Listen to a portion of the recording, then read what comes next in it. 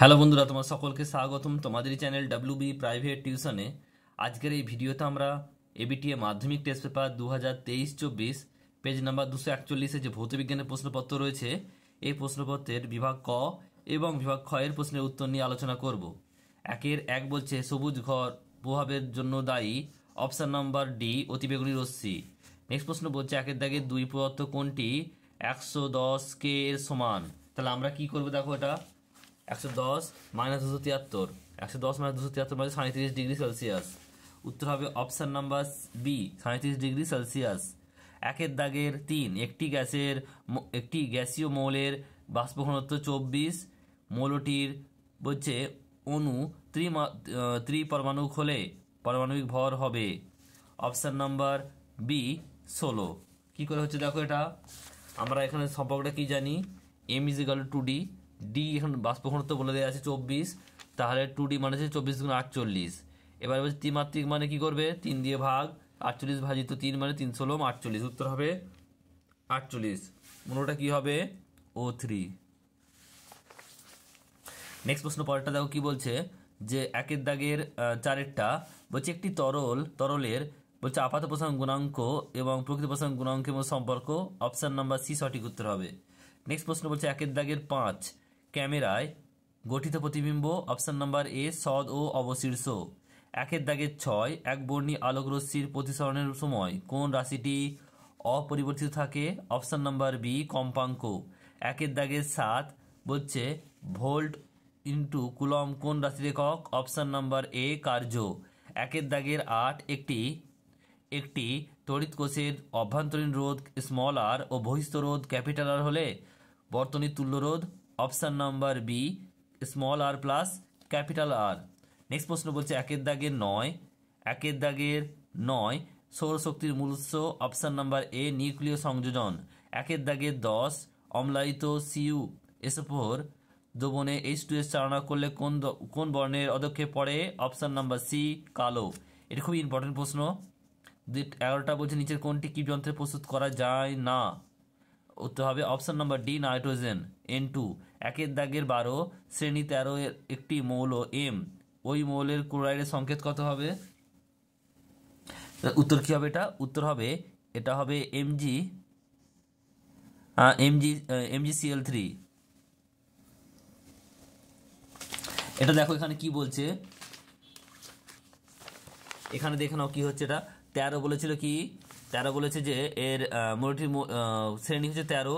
আমরা এটাকে ভেঙে নেবো, ভাঙলে কি হবে 2, 8 আর 3। তাহলে 3টে কক্ষে থাকবে, প্রথম কক্ষে 2, 8, তারপরটা 3 থাকবে। তাহলে এটা কি এই যোজ্যতা কত 3, তাহলে 3টা কি হবে দেখো, 3টা এখানে মৌল যে M আছে, Mটা তো এমনি থাকবে, আর এই যে ক্লোরাইড তার মানে কি M এর যোজ্যতাটা ক্লোরাইডে চলে যাবে। আমরা এইভাবে সংকেত লিখি, তাহলে কি হবে, এটা MCl3 হবে, 3টা হবে Cl এর সঙ্গে Cl3 হবে, অপশান নাম্বার বি। দেখো একে তো Cl আছে, এটাও আছে, দেখো Cl2 আছে, তাহলে এই দুটোর মধ্যে হবে বি আর সি এর মধ্যে, কিন্তু বি এতে M আছে আর সি এতে M2 আছে, তাই হচ্ছে MgCl2, option number B.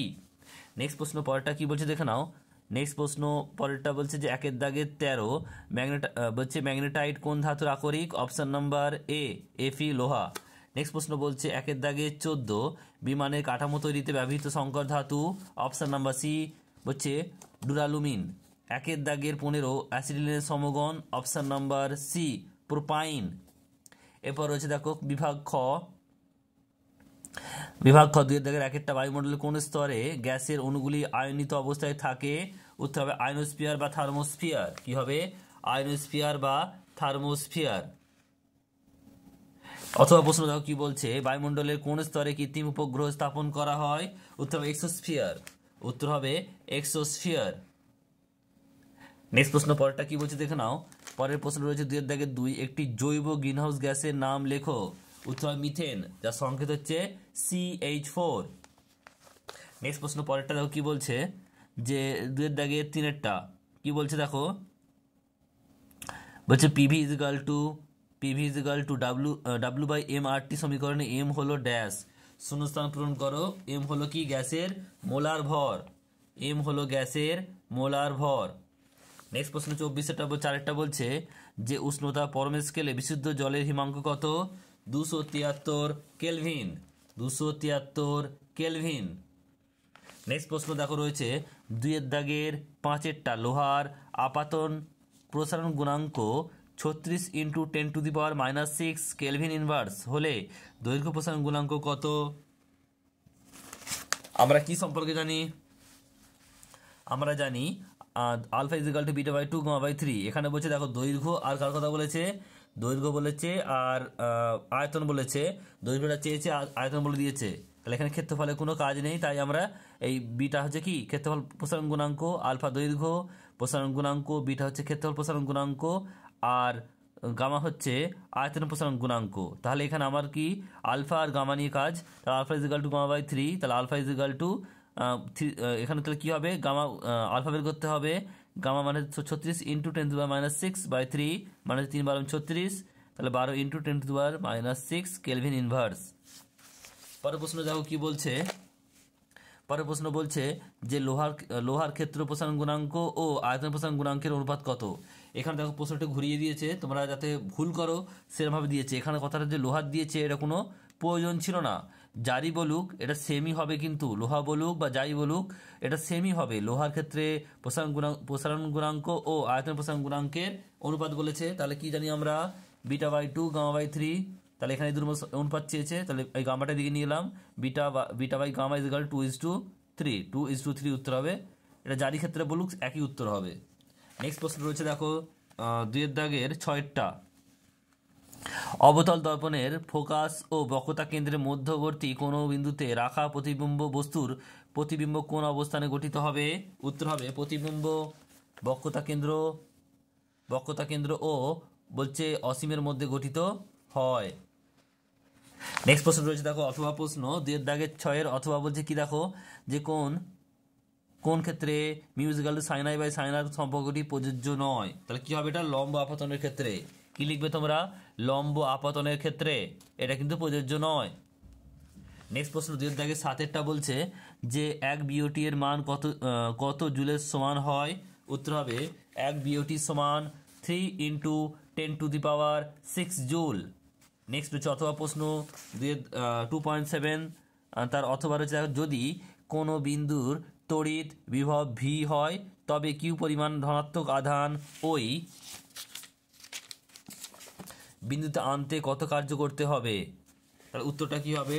W = QV। W = QV অর্থাৎ কৃতকার্য আধান ইন্টু তড়িৎ বিভব। কিউ হচ্ছে কৃতকার্য, কিউ হচ্ছে আধান, আর ভি = তড়িৎ বিভব।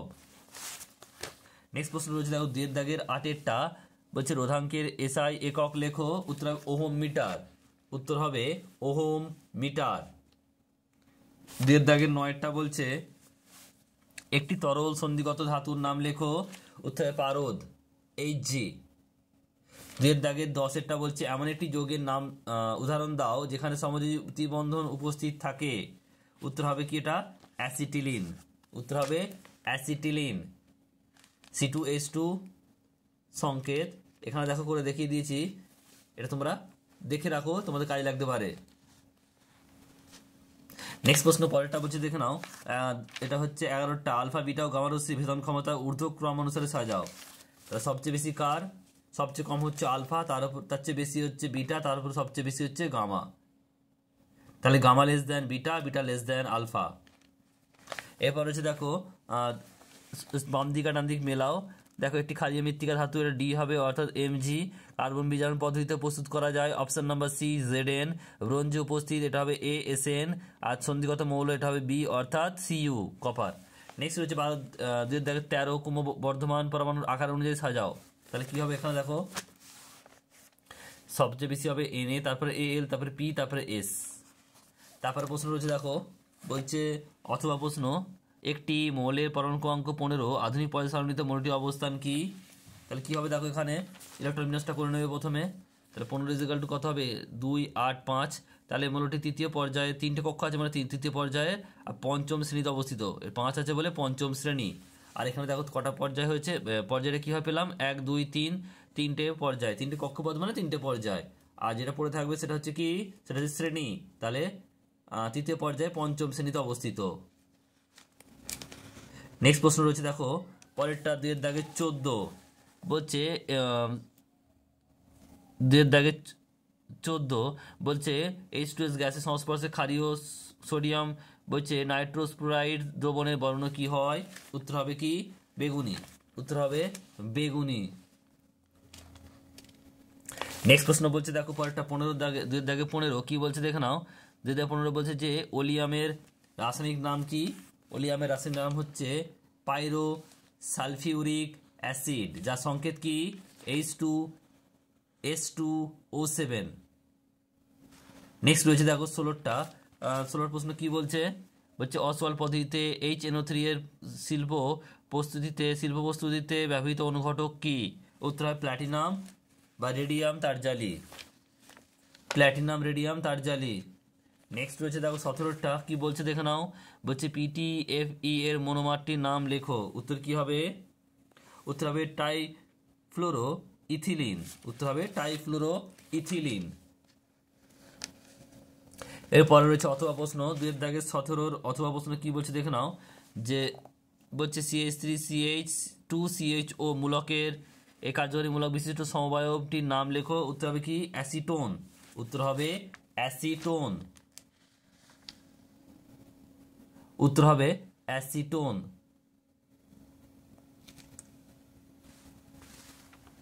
নেক্সট প্রশ্নটা হচ্ছে দেখো 18টা কি বলছে? বলছে IUPAC এর নাম লেখো। CH3CH CH2 এটা কি হবে? প্রোপিন। উত্তর হবে প্রোপিন।